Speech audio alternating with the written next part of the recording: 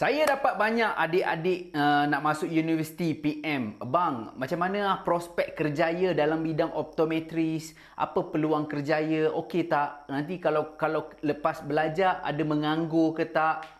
Jadi video ni saya akan cerita keseluruhan. Saya tak ada masa nak buat benda macam ni. Jadi saya curi masa sikit. Dan video ni agak panjang dan korang tengoklah kalau korang berminat benda-benda berkenaan dengan jadi optometris.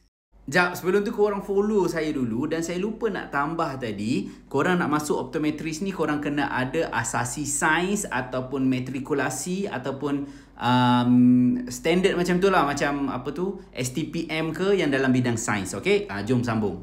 Okey, pertama sekali apa itu optometris? Optometris ni kalau saya nak simpulkan dengan mudah dia adalah bidang penglihatan. Engkau adalah pakar dalam bidang penglihatan. Engkau akan belajar pasal mata, engkau akan belajar pasal cermin mata dan engkau akan belajar pasal contact lens, LASIK dan benda-benda berkaitan dengan mata dan penglihatan.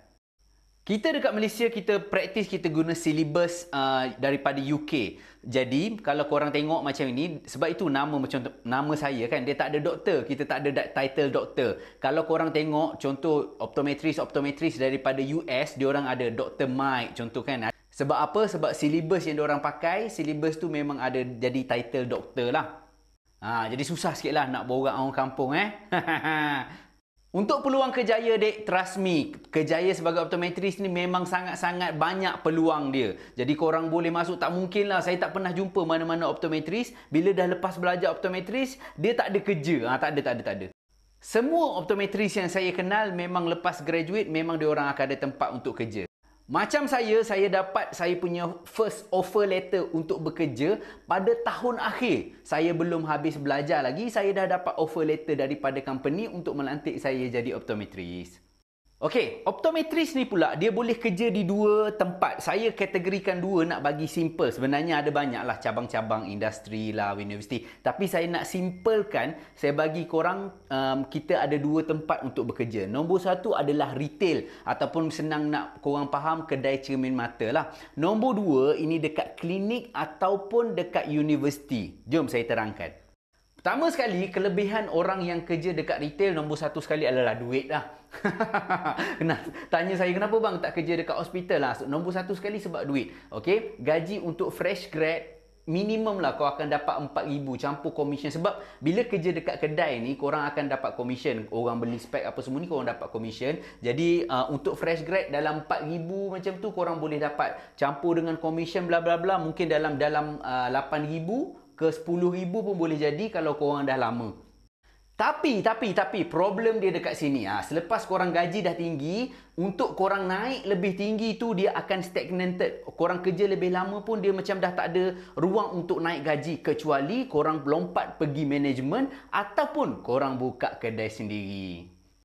So basically retail ni adalah kerja dekat kedai cermin mata. Kelemahan dia pula equipment yang korang ada tu akan terbatas lah. Sebab kedai cermin mata ni kita tak nak fokus sangat dekat clinical. Sebab kita tak boleh charge sangat patient. Jadi kebanyakan kedai cermin mata ni dia punya equipment tu terbatas sikit untuk awak praktis. Kedua adalah long hour. Okey, jadi bekerja ni especially kalau korang kerja dekat dalam mall, mungkin 10 ke 10 lah. Maksudnya 10 pagi sampai 10 malam. Awak sanggup ke macam tu Gen Z? Nak pula tak ada public holiday. Biasanya public holiday korang susah nak cuti. Sebab apa? Public holiday ramai orang datang kedai. Bila ramai orang datang kedai, korang pula yang tak boleh cuti. Weekend lagilah. Jarang-jarang ada cuti dekat weekend. So, korang punya cuti akan berbeza dengan orang lain. Ini korang kena tahu dulu. Dan nombor last sekali, orang akan nampak engkau ni macam pekedai cermin mata lah. Jadi, dia punya prestige ataupun dia macam kebanggaan tu macam kurang sikit lah. Melainkan kau pergi kerja hospital ataupun universiti. Jom saya tunjuk. Okey, semacam yang tadi juga, hospital ataupun universiti ni nombor satu sekali gaji dia memang kurang lah. Setahu saya tak pernah praktis dekat hospital dan universiti. Bermula daripada 2,800 ke 3,000 lebih macam itulah. Jadi kalau dibandingkan dengan ini, minta maaf lah. Saya memang mata duitan sikit. Okey, seterusnya kalau tengok universiti, korang boleh buat research ke, korang boleh masuk dalam industri ke, maksudnya kau kerja dengan company lens, kau kerja dengan company mesin, macam tu. Okey, seterusnya adalah work life balance bullshit saya panggil. Jadi saya bukan peminat work life balance, tapi kalau korang orang yang minat work life balance, yang kurangkan kerja, jangan banyak kerja, kurang banyakkan rehat. Macam tu. Kalau korang yang jadi macam tu, sesuai dekat sini sebab dia banyak cuti. Public holiday korang cuti, weekend korang cuti, korang akan banyak cuti lagi. Betul lah, gaji sikit kurang sikit tapi cuti lebih banyak. So adil. Nombor seterusnya yang paling penting sekali adalah prestige. Ini senang nak borak dengan orang kampung. Bila kita kerja kat hospital, kita pakai pula yang white coat tu kan. Bila pakai white coat tu, kadang-kadang orang panggil kau doktor. Okey, dia akan panggil kau doktor. Jadi ini macam ada kebanggaan sikit lah. So pilih awak punya preference macam mana. So itulah basically dalam industri optometri ni. Boleh saya rumuskan optometri ni, kau nak masuk kerja, dapat kerja dengan gaji yang selesa, insya-Allah memang boleh dapat. Cuma masalah dia macam saya cakap kat situ, bila korang dah progress 3, 4 ataupun 5 tahun korang praktis, korang akan nampak korang punya gaji tu dia stagnated ataupun dia macam dah tak boleh naik dah. Tak ada kedai cermin mata yang akan bayar kau 20,000 sebulan. Tak ada. Good luck untuk semua. Jangan lupa follow saya. Kenalkan diri, saya Hakimi.